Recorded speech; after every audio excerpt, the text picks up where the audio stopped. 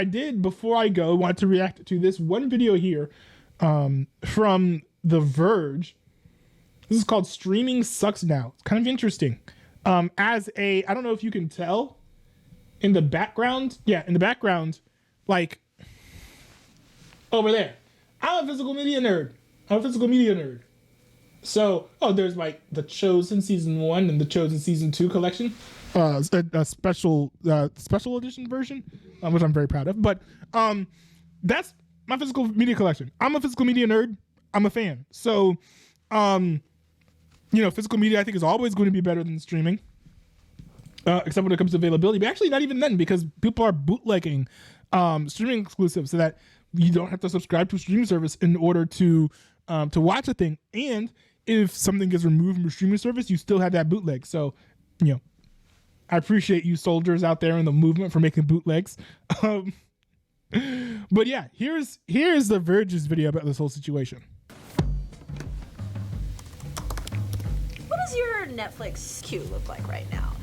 Mine's got Killing Eve on it, which was an awesome show that I adored when it premiered on AMC in 2018. It's got Brooklyn Nine-Nine, another fantastic show that I really loved when it premiered in 2013 on Fox. And here's Monk. Monk is awesome.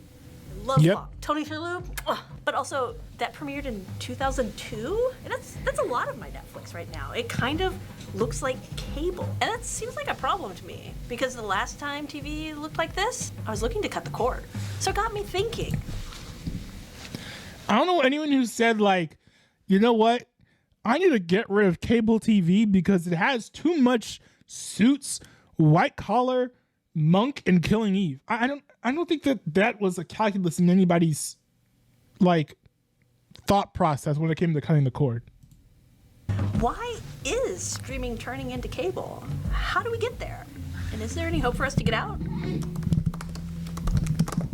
Okay. So to understand things, first we need to take a quick trip back to 2007 because the movies were poppin', but piracy was kind of out of control. Like, remember all of those commercials at the theater about you wouldn't steal a car? That was 2007. But also in 2007, Netflix was doing something really interesting. They had their really successful DVD business, but they had noticed that a lot of people were tired of DVDs. They wanted things faster, quicker. And so they launched their own streaming service. And it worked. Netflix started doing really well. They had House of Cards and Orange is the New Black. They started winning Emmys. They started having huge pop culture phenomenons like Stranger Things and Bridgerton. They were even winning Oscars for major motion pictures. As they became this massive titan of the entertainment industry, other streamers started following suit. We got HBO Max, which became Max. And we got CBS All Access, which became Paramount Plus. Now, to be fair, HBO... I gotta make sure I get this right. It's not as complicated as it sounds. It's not as complicated as I'm making it sound right now. But before HBO Max, there was HBO Now, which let you access on-demand HBO content without a cable subscription, if I remember correctly. Not to be confused with HBO, which is what you would get with cable. Like if you subscribe to the channel HBO, HBO is just like the channel that you subscribe to. HBO Go is something different as well. It's the TV Anywhere app for HBO that has since gone away. So HBO Max is basically HBO Now, but they, which is like basically HBO on-demand content without a cable subscription. But now you don't need, but it has like other stuff, which is why it was Max, right? Max means like more than just HBO. HBO Now with the branding was literally just like, you can get HBO Now. So HBO Max didn't come up because Netflix was a thing. Became Max. And we got CBS All Access, which became Paramount Plus. We got Peacock, which thankfully never changed its name. We even started to get really niche, weird little streaming services. My personal favorite was DC Universe, which was only DC Comics and shows based on DC Comics. By the way, I think that something like that will be in the future. We're gonna see like Disney Plus, everything where it's like Marvel Now or something, where you pay like as much as you used to pay for Netflix, like $5 or $7 a month, and you only have access to the MCU stuff. That would not shock me at all. I really miss Swamp Thing. There was just something for everybody. Bob Iger, who I think at the time was the former CEO of Disney, but is now again the current CEO of Disney, said he looked out at streaming and realized that there was a possibility for just infinite content. And infinite consumption. Basically, anything you wanted to watch, when you wanted to watch it, and he thought that was a wonderful idea. So he at Disney and a whole lot of other streaming companies started to make a lot of content. By the way, that was really dumb and stupid.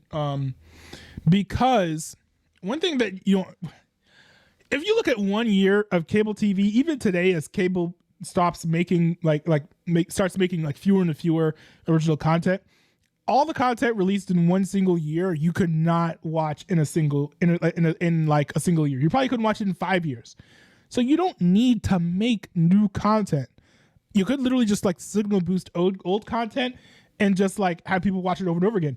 That's what actually Netflix has been doing, and that's what Alex Crane's putting out in the intro. But the problem is they're also cranking out tons and tons and tons of irrelevant content. Like Netflix is making tons and tons of shows and movies that you've never heard of or wouldn't even find interesting.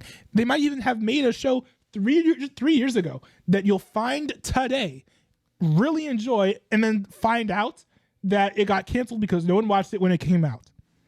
That would not shock me at all if that's already been happening. So I think what people like Bob Iger missed is that we already have infinite content. Basically, anything you wanted to watch, when you wanted to watch it, and he thought that was a wonderful idea. So he at Disney and a whole lot of other streaming companies started to make a lot of content. They started to try to realize infinite content. But all of that was actually fueled by the fact that we had kind of 0% interest rates throughout the industry. So it was really cheap to borrow money to make all of this content. But then the interest rates went up and everybody started to want their money back. Specifically, Ooh. Now, that's a really good point. I have not heard that point made before. shareholders who had invested a lot of their own cash. So they needed to make money. How do you make money? Well, there's two ways. Advertising. Advertising just makes money. It's how broadcasting has worked for 50 years. And the other was subsidies. And that one's actually a little confusing, so hold up a second. We're going to get to that. That's good, because I didn't even know there were subsidies in the Hollywood industry, really. Let's talk about the ads. Okay, so the ads. Netflix introduced them back in, what was this, November 3rd, 2022. And since then, they've done a lot of work to make sure that we watch those ads rather than just pay a subscription and get straight into Bridgerton Season 3. It's sick as hell, guys. And to be really clear here, Netflix wants you to watch the ads. That's why the cheapest tier is $6.99, and the next cheapest tier without ads is $15.49, more than double the cost. Because those ads make Netflix a lot more money than your subscription. Why is that? Well, it's because those ads are super hyper-focused in a way that cable and broadcast TV ads can't be. Oh. When I go and I turn on... Wait a second. Do streaming ads make streaming services more money than cable ads make, like, cable channels and cable like cable providers? Is that, like, true? my TV and I try to watch Grey's Anatomy, they know that I live in New Jersey and I'm watching Grey's Anatomy. That's all the broadcasters know about me. When I go and I try to watch Grey's Anatomy on Netflix, they know that I also watched Killing Eve earlier. I just finished Dead Boys Detectives last night, and it was great. They know a lot of information about me, which means they can target me a lot better, which means Netflix can charge a lot more for those ads, because those ads are way more lucrative. And it's not just Netflix. Like, Amazon Prime now charges you, what is it, $2.99 a month just to skip ads? Max has ads now. Peacock and Paramount actually introduced ads from the very beginning, same with Hulu. And it's Smart. No mistake that those are also all the companies that came from broadcast TV. They always knew. Also, by the way, I don't hear anyone talking about this, but Hulu started off as a streaming service where you could easily watch public domain shows or like very, very old content for free. It used to be a free ad-supported streaming service. I thought it was innovative at the time. I think it's a shame that they moved away from that business model because you don't really see anybody else doing that anymore. But like, I would go there and watch like Gunsmoke and like Dragnet and like The Lone Ranger because I could. It was free. It was easy. I didn't have to go to like archive.org and like download the video files manually, which honestly nowadays I would love to do that if piracy wasn't illegal. I think we need another streaming service like that. Inherent business of television isn't advertising. It just took Netflix and Amazon and some of the others a little longer to catch up. Which is also why Killing Eve is on Netflix's top 10 right now. And it's why a lot of these older shows are popping up again, because those older shows are cheaper for Netflix to license, which means they get a... No. Well, yes. Well, I don't know if that's true. Is that true? Because it's on the top 10 because people are watching it. It says top 5 in shows today. It's not top 5 in shows today because Netflix wants to be top 5 shows in shows today. It's in top 5 of shows today because, to be honest, the Netflix has made thousands and probably tens of thousands of TV shows, but barely any of them are better than the shows that they've been licensing out from like channels like AMC for years. And Amazon and some of the others a little longer to catch up. Which is also why Killing Eve is on Netflix's top 10 right now. And it's why a lot of these older shows are popping up again, because those older shows are cheaper for Netflix to license, which means they get a lot more of your advertising dollars for every minute that you watch the show versus something like Bridgerton, which is really, really good, but a lot more expensive for Netflix to make. It's also why Fast TV is becoming such a thing. Fast TV, for the record, is free ad-supported television. It's basically all of the reruns just on demand, and you can go and you can watch 12 hours of I Love Lucy without hitting pause. You see it everywhere. Tubi, Pluto, even Disney is exploring some always-on channels. Again.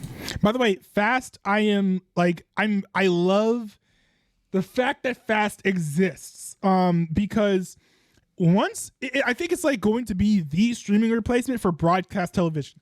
I have long thought that broadcast television was goated. I could be wrong with this, but my perception of my experience of broadcast television while we had a digital antenna is you get higher fidelity when the signal comes in clearly. You have less latency if you're watching it on streaming, which is really good for sports. And of course it's free, but over the air is really good. It's really great. And I think that there's just nothing that replicates that same magic. And I think that Fast TV could come really close. We're not going to see the same benefits on latency, nor the same benefits when it comes to fidelity, because it is streaming, it needs to be compressed.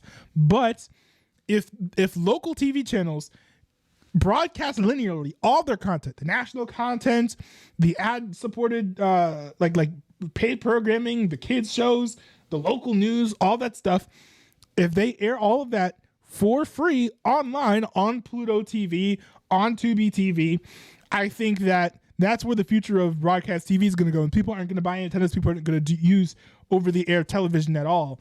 I've been really wanting for either like all the local channels to be live on the internet for free all the way through 24/7, or for these like major companies like NBC, Disney, to make national versions of their local channels so that everyone could just go on their TV and go boop NBC or boop ABC or boop Fox or boop CBS without having to worry about, oh, am I in the right market for Paramount Plus to get my local, CBS channel?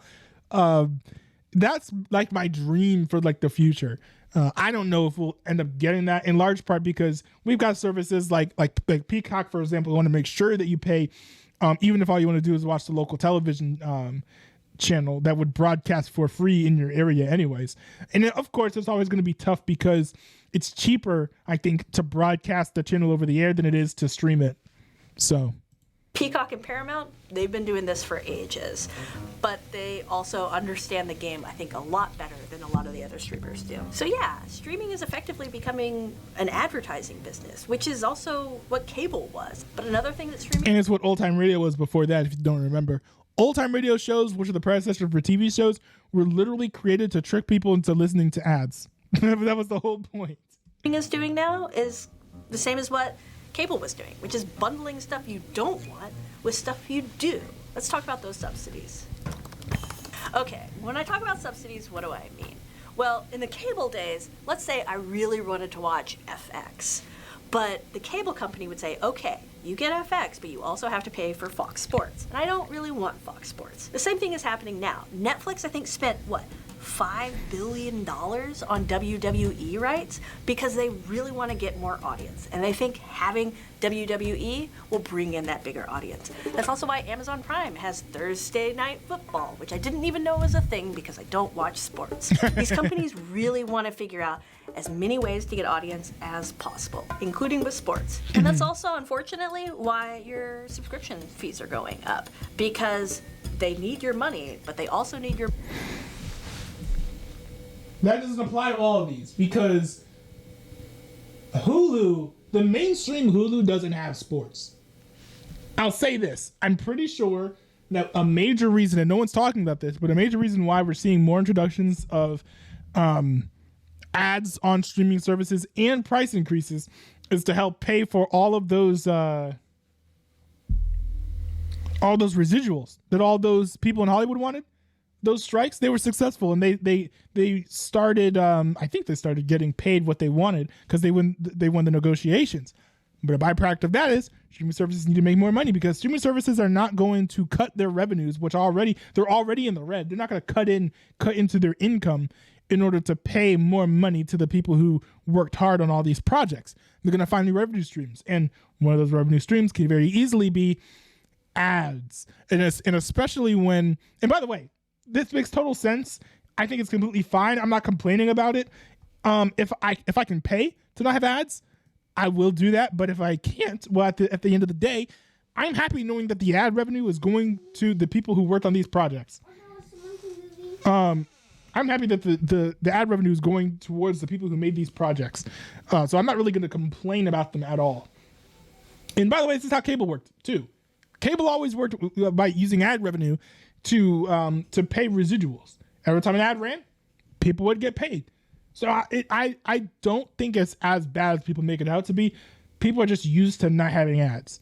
Well, I'm more used to having ads than I think some other people might be. Because in this household, we generally don't upcharge ourselves just that we don't have ads.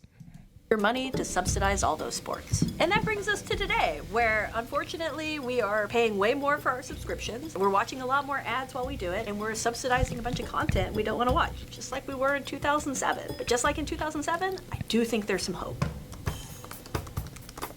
But back in 2007, Netflix came along and it made watching TV a lot easier.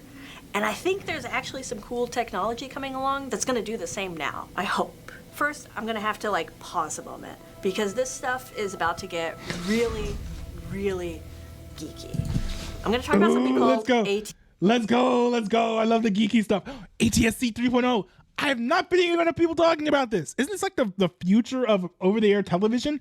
Now, I will say, over-the-air television can be a little bit finicky at times, but I think this ATSC 3.0 thing is really, really promising so long as the DRM can be circumvented. I hate the fact that they're putting DRM into over-the-air television now.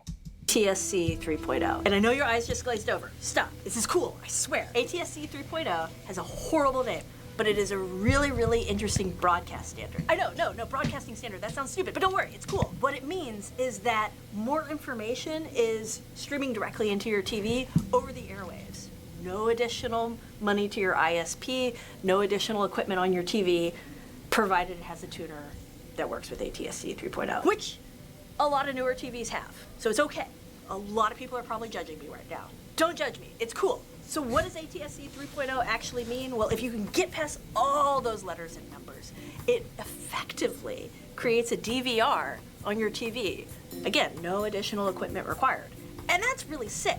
Because if you have a DVR on your TV, that means you can just sit down and start watching the news whenever, instead of having to sit down at exactly 6 o'clock to watch the 6 o'clock news. I know you all do that. But eventually, there's a lot more potential. Because some companies, like one called Roxy, are actually shipping apps over the airwaves. And right now it's just a weird little music app and it's got some karaoke built in. But imagine if NBC did that with Peacock, or CBS did that with Paramount Plus. Or Disney did that with ABC. That sounds kind of dumb. Also,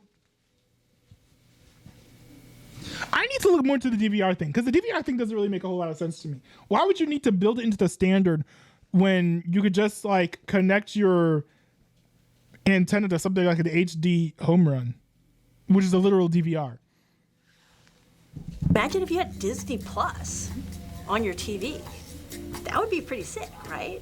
But yes, the big caveat about ATSC 3.0 is that it's taken a long time to get to where it is. So it might not necessarily be the technology that saves us from our streaming hellscape, but it's one type of technology. It could be some other kind of technology, because as of 2007, when people get tired, they start looking for new ways to get the content. That's why piracy is on the rise again. When that happens, someone inevitably comes in to disrupt the market and change things. In 2007, it was Netflix.